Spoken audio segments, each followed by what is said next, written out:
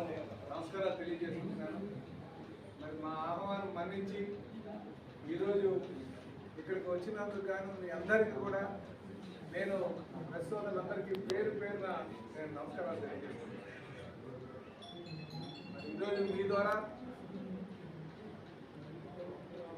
నిన్న జరిగినటువంటి నా నామినేషన్ ఏదైతే యాత్ర ఉందో దాన్ని దిగ్విజయంగా విజయవంతంగా ప్రజల సహకారంతో అలాగే తెలుగుదేశం జనసేన బీజేపీ అలాగే అభిమానుల సహకారంతో మీ అందరి సహకారంతో మరి మేము నామినేషన్ వేయగలిగాం.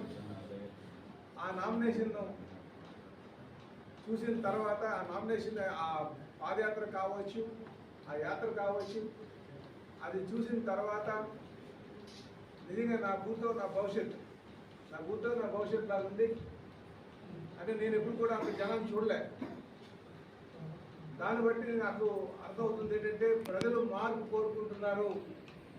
ఇటు విశాఖపట్నం గాజువాకలో కావచ్చు, విశాఖపట్నం పార్లమెంట్ కావచ్చు, అలాగే ఈ రాష్ట్రంలో కావచ్చు, రేపు ఖచ్చితంగా ఎన్డీఏ కూటమి తెలుగుదేశం జనసేన బీజేపీ కూటమి అధికారంలో రాబోతుందని చెప్పేసి ఈ సందర్భంగా తెలియజేస్తాను. అందుకే మీ ద్వారా నేను గాజువాక పుర ప్రజలకు, తెలుగుదేశం జనసేన బీజేపీ నాయకులకు, అలాగే అభిమానులకు అందరికీ కూడా మీ ద్వారా నేను వారికి ధన్యవాదాలు తెలియజేసుకుంటున్నాను. నేను నా మీద తమిళనాడు కేరళలో సుమారు 72 సెక్టార్లు, 72 వర్గాలుగా వాళ్ళు అన్ఆర్గనైజ్డ్ సెక్టర్స్ అన్ని కూడా తీసుకొచ్చారు. అందులో టీచర్స్, ప్రైవేట్ స్కూల్ టీచర్స్ ఉన్నారు, ప్రెస్ వాళ్ళు కూడా ఉన్నట్టున్నారు. దాంట్లో నేను పూర్తి వెరిఫై చేస్తాను. వీళ్ళందరూ కూడా అన్ఆర్గనైజ్డ్ సెక్టర్స్ కింద తీసుకొచ్చి వాళ్ళకి హెల్త్ ఇన్సూరెన్స్ అలాగే కొన్ని బెనిఫిట్స్ కల్పించారు. భవన నిర్మాణ కార్మికులకు ఎలాగైతే కల్పించారు. సో ఇవి కూడా అందులో తీసుకొచ్చి చేసేటువంటి రికార్డు తెప్పిస్తున్నాం. అక్కడ ఉన్నటువంటి పద్ధతి, అక్కడ ప్రొసీజర్స్ ఏ విధంగా ఉన్నాయో దాంట్లో మనకు కూడా రేపు హెల్త్ ఇన్సూరెన్స్ ప్రెస్ మిత్రులకు ఆ హెల్త్ ఇన్సూరెన్స్ వచ్చేటట్టుగా నా ప్రయత్నం నేను చేస్తానని ఈ సందర్భంగా మీకు తెలియజేస్తున్నాను.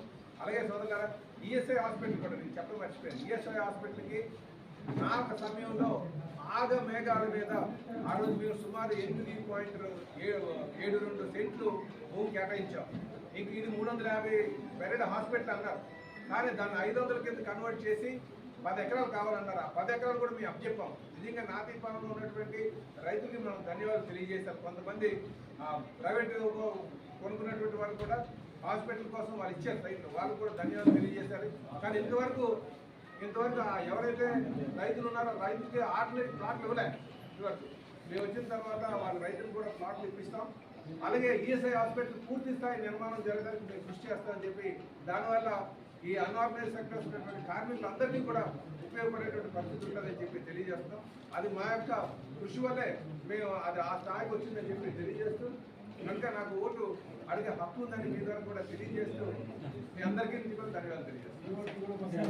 472 కూడా రెగ్యులైజ్ చేసి ఆన్లైన్లో పెట్టించి, గతంలో ఆన్లైన్లో ఎందుకన్నానంటే గతంలో నేను ఎమ్మెల్యేగా ఉన్నప్పుడు కేవలం ఒక ఫోటో పట్టుకొచ్చారు, బ్లాక్ అండ్ వైట్ ఫోటో.